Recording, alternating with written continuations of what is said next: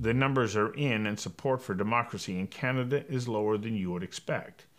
It's rebounding from a low of about 65% in 2017. But it remains low enough that the Centre for Dialogue at SFU launched a study to figure out what is going on and why. Back in 2005, it looked as if democracies around the world were thriving. Since then, the sense that a democracy is the best form of government has been slipping in Canada and globally. When support for democracy slips, other forms of government are often proposed. If and when there is an openness to accept the idea of another type of governance, that in turn can open the door to anti-system candidates or parties. Trump and Brexit are two examples of anti-system responses. A party, an ideology, or an individual will suggest there is another way to make the country great, and that other way is them. We invited Shauna Sylvester of the Centre for Dialogue at Simon Fraser University to join us for a conversation that matters about the state of democracy in Canada. Conversations That Matter is a partner program of the Centre for Dialogue at Simon Fraser University. The production of this program is made possible thanks to the following and viewers like you. Please become a patron at conversationsthatmatter.tv. Shauna Sylvester, welcome. Thank you. Is democracy under threat in Canada? Because you've conducted a study. So let's talk about what that study is, and does it tell us whether or not democracy actually is under a threat? So I want to go back a little bit before I answer that question. And I want to go back to what compelled us to start this study. So if you go back, and we did a scan of 10 years of research of democracy in Canada, all the opinion research that had been done. And we started to see some trends that were really concerning. In 2010, most of the democracy trends took a nosedive. Almost everything that we were looking at. 2010, we saw a blip after, and I think that could have been post 2008 in the meltdown. But we saw this decline. And then really concerning is the period 2012 to 2017. In that period, there was one statistic that was startling to me. We asked the question, are Canadians, do you prefer democracy as your form of government? And there was a decline of 11 points. Do we know why? Well, it's interesting because we saw an incline in those that didn't care or wanted to see militarism or authoritarianism. Now think of the period 2012 to 2017. Okay. You see the emergence in global terms. This is Brexit, the rise of Trump. So there's this idea that perhaps, maybe, a strong person, generally a man, is the way forward. For some Canadians, it went down to 65%. Now the good news, 65% of support for democracy. 65 support for democracy. So you have to wonder what the others were thinking. Yes. So that raised alarm bells in 2017. That's what made us at the Maurice J. Waugh Centre for Dialogue commission deep research. We did it in Metro Vancouver. We've just completed a pan-Canadian survey. And the good news is since 2017 to 2019, to July 2019, we've seen a 12-point increase in that figure. Okay, but let's break down that 12-point increase. Is it in older Canadians or is it across the board? It shifts. So younger people, ironically, 18 to 24-year-olds, actually feel pretty good about democracy. So Why do you say ironically? I should say prefer democracy. Okay. Because you think we have this myth that young people are just walking away, they don't vote, they don't care. That's not true. 18 to 24-year-olds actually do prefer democracy, and older Canadians prefer democracy, and immigrants, people who are foreign-born Canadians, prefer democracy. Well, especially if they came from a non-democratic jurisdiction. So if you think about it, those of us who saw our parents or grandparents fight on the front line for democracy, or those of us who may have had our parents in Afghanistan fighting for democracy, there's a general sense that they want democracy. But here's where I want to get back to your original question. Are we seeing a decline in democracy? Only 10%. When asked, do you think Canada is governed democratically? Only 10% of us in Canada strongly believe that statement. 43% of us don't think that Canada is governed democratically. Is that because of the form of democracy that we have? Because in the United States, they have a republic. And so it has branches of government that, you know, despite the fact that we see the rise of Donald Trump, there are still the forefathers or the founding fathers of American Constitution foresaw this problem and went, it's as though they could envision a Trump in the future and said, we're going to put into place those brakes or checks that are going to prevent that from happening. We don't have that system here. And I think that a lot of Canadians don't recognize how different our system of governance is. Yes, so we have a different system, and we didn't study the US. We were studying Canada. We were trying to understand that. And certainly 44% of us don't think voting matters. Here's where I think it gets really concerning when you get to, I think it's 50, I'm going to look at it, 56% of us don't feel like we can influence government even when we try. And this is the big one. 68% of us don't believe that elected officials care what we think. Got to get you to hang on for a second while we take a quick commercial break. We'll be right back. Conversations That Matter is brought to you by Odlum Brown, a client-focused investment firm that starts client relationships with straightforward conversations focused on you, your aspirations, and your investment priorities. Odlum Brown has been a supporter of Conversations That Matter from the day we started this show. Their only condition was that we provide a non-biased conversation with people from all sides of all sorts of issues. And of course, we couldn't produce this show without the support of Oh Boy Productions. If you're looking to produce a show like this one, I suggest you reach out to Oh Boy. They can help you produce it, and they can help you build your audience. And we also need your support. I ask you to please pledge $1 per show by going to conversationsthatmatter.tv/donate, because those dollars add up and play an important role in helping us produce this show. Now, back to the show. So Canadians those are disturbing numbers. They are disturbing numbers. They are disturbing numbers. I think it's quite fascinating that when you ask, who do you trust? Judges and academics come out on top. Mm-hmm. Elected officials are at 33%. So our trust of institutions and the actors in those institutions are declining. And I think what we're hearing, and when we look at the study and we probe it, what we're hearing is that actually Canadians want in. They believe democracy is worth fighting for, but they want a voice. And the way that democracy is being practiced in Canada is not good enough. They want authentic engagement, and that's one of the lessons from this study. You know, I was doing research for a conversation that I had with Jody Wilson-Raybould, and a lot of it was around what is the role of the law in a democracy? How does it ensure that the democratic principles remain intact? Is it the balance or the check to the system? And what I found interesting is Beverly McLaughlin, when she was still Chief Justice of the Supreme Court of Canada, wrote this fascinating piece talking about the role of democracy and law. And she said that it is the law alone that stands up against stark majoritarianism. Yeah.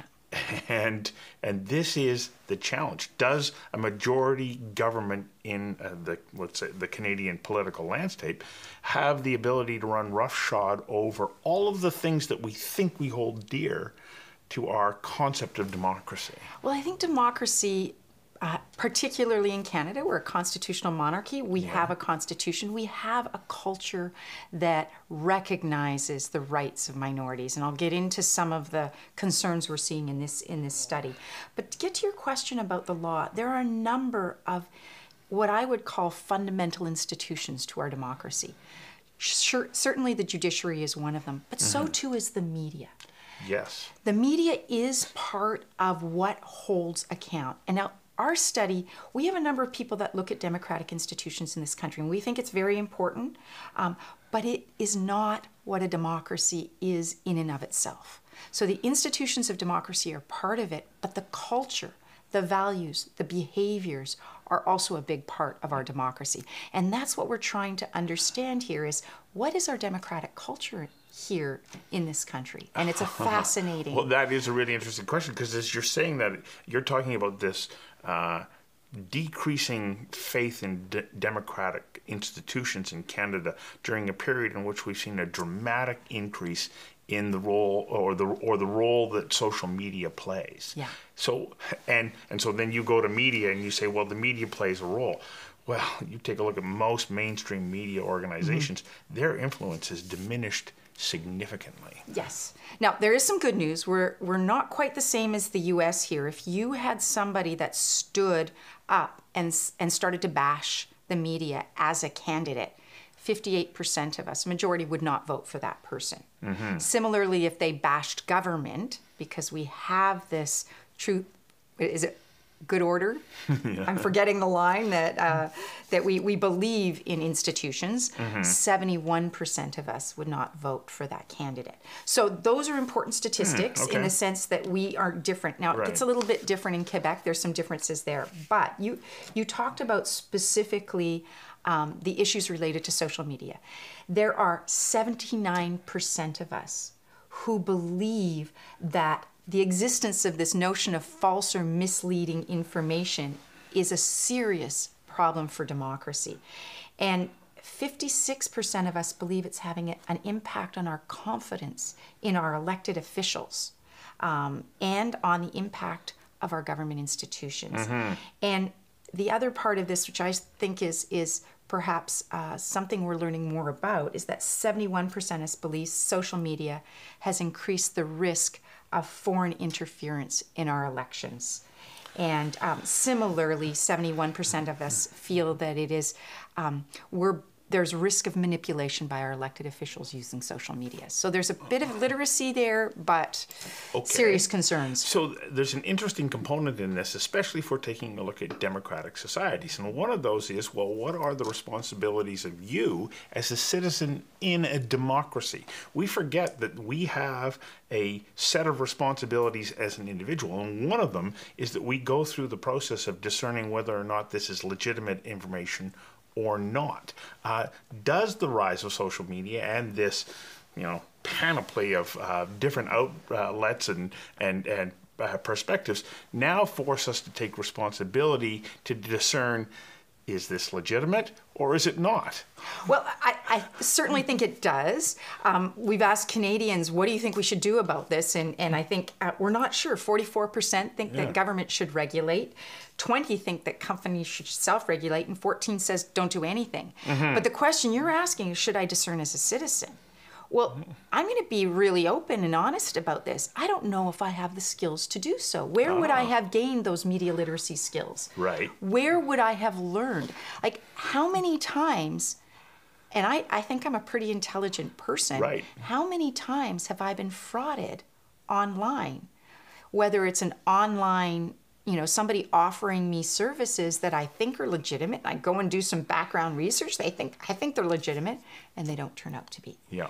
And I think of myself as having I used to teach media literacy. I ran a media development company or an organization, and I can't tell the difference. So I think while we do have responsibilities as citizens, this is a fast evolving situation, and we are being, I might argue, manipulated in so many different ways. Well, I'll agree with you.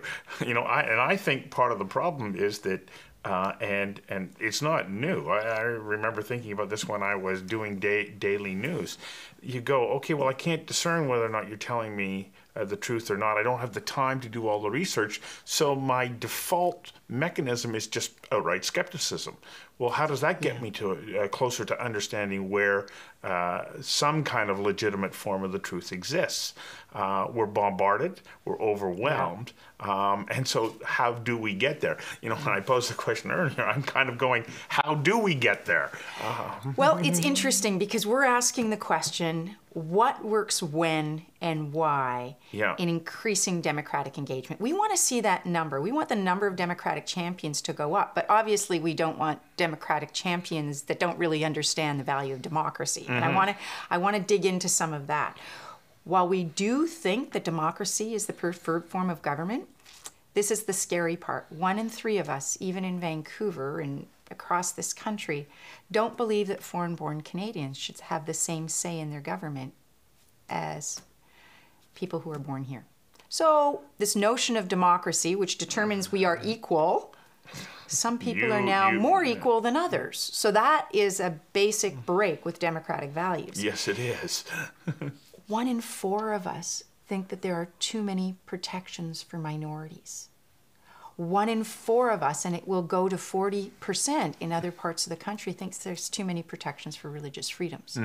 And you see that right now playing out in Quebec with the secular law. Yes. That we're starting to see what may have always been there but is being daylighted now, what I think are cracks in the foundations of democracy.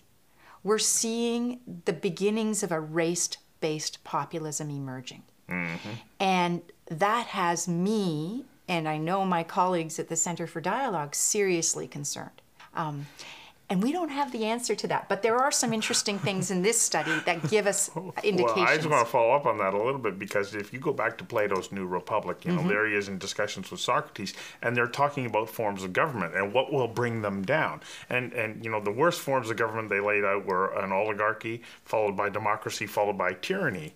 And the oligarchy fails when there's too much emphasis on just the riches of the elite, and the democracy fails when there are too broad and liberal distribution of rights across society, that you then create the perfect environment for tyranny to enter.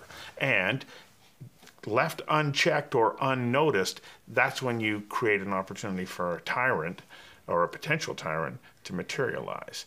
The question you're asking is, has a pendulum where we are providing rights created an environment where we're sowing the seeds for tyranny? And if that is where we are going, I am deeply, deeply concerned. And I will do everything in my life to ensure that that doesn't happen. So what do we do to ensure that that doesn't happen? Because I agree with you, it's fundamentally important. I can't imagine a system of governance that's better than democracy. Well, and Winston Churchill said it may not be a perfect system, but it's better than all the others. Exactly, yes. I want to present a notion of democracy as not voting. It's part of that. Democracy is not just representative democracy and what we do in those. It's not just the judicial, etc. Democracy is constantly an act. It's an act of constantly creating and recreating a sense of justice.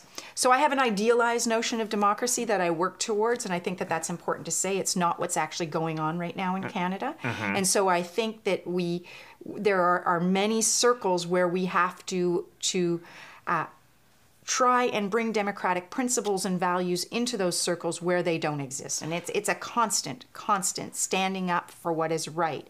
And some of the principles I would look at is I would look at human rights as part of that. I would look at civic responsibility, civic education. Now, one of the things we tried to do in this study is to understand, where are we seeing signs of increased democratic engagement? And this was interesting. You know, because you've been working for some years, that we have an issue around social isolation in the Metro Vancouver area. Interestingly enough, there is a relationship between a sense of belonging to one's community and a sense of democratic engagement. If you belong, if you have a sense of belonging to your neighborhood, then you are 2 to 6 times more likely to engage democratically. Your trust levels go up. Your sense of agency and influence in public decision-making goes up. So belonging, dealing with connectivity, dealing with social isolation, seems to be one of those gates that we can go through to see if we can increase democratic engagement. Does that then come back to your earlier point about the fact that so many Canadians believe that it doesn't matter that they vote, and that once someone is elected, they're not going to listen to me anyways? So is it that sense of belonging, or is it also partly the system under which we are governed? There's no doubt about it that the electoral reform, voting, increasing the numbers that vote, are really critical issues. I don't want to take that away. But what we're interested in doing is saying, okay, what are all those other behaviors? And there's we're thinking about this in 4 ways. There's citizens and their government, so that gets at the institutions. There's civic discourse and how we deal with what's going on right now and the ways in which we are being manipulated. civics education is another big piece of this, and connecting to community, so that belonging piece. So it's one of the entryways, but we think all of those four are critical at this time. You've got to be working at all levels if you really want to save and preserve our democracy. Okay, so somebody's watching this and they go, okay, that's great, Shauna, but how? How do we make that happen? We have engaged individuals like you, but the average person, what can we empower them to do that will make a difference? Okay, let's start with our own neighborhood. Do you know your neighbors? Do you have a conversation with them? Do they feel comfortable coming over and borrowing a tool if they need it? Have you had a conversation in your building, if you live in a building, about what happens in case of a disaster, a natural disaster? Who's got water, who's got food? Because chances are very, very good. In the case of a natural disaster, it's going to be a neighbor, not a first responder, that's going to get to us and to support us. Right. So we know from our own research that the stronger those social bonds, the more resilient that community is, and the more democratic it is. That is the kind of basic. Anyone can do it. Yes. Did you invite anyone over for dinner? Yes. Did you, have you had a community gathering in any way? So start small. The reality is it doesn't take much. It doesn't take much at all to start involving. And then the moment people start to feel involved, then they're bolstered in feeling comfortable talking about the issues that they care about. And who knows, maybe one day they'll run for office. Well, maybe. And wouldn't that be fantastic? I mean, I have great enthusiasm for anybody who chooses to put their name forward to run for office, because what you in essence are saying is, I want us to live in a better community. I don't want to tear down what we have. I want to contribute. And so coming back around to, I know that I touched on the idea, do I have a responsibility as a media consumer to be discerning? But really, what you're saying is, as individuals, I have a responsibility to my community and by extension to society as a whole. And that when we embrace that obligation, we then bolster democracy. We do. Now, I think that we also have a responsibility to educate. Where is civics education in our upbringing? We don't have it in a big way. I think it's like an hour out of one program. I think civics education has to be brought in very, very early into our K-12 curriculum. I think it needs to be part of... If not earlier. If not earlier, exactly. In early childhood education, great point. I think that learning how to be a citizen, what it means, the responsibility of citizenship. I think too much, I think it was Jan Martel that said, it can be sometimes like a hotel, that you come in Canada, you come in, you check in, and you leave. How are we really, really ensuring that people who are here, who have chosen Canada, who live here, who have become citizens, have a deep commitment? Now, it's interesting, when you look at immigrants, they tend to have a stronger sense of that commitment than average Canadians. Well, because they come to this fantastic environment and go, I want more of this. And your study demonstrates that we have to be vigilant and that we all need to get involved. Thank you for sharing this with us. Thanks so much, Stu. Yeah.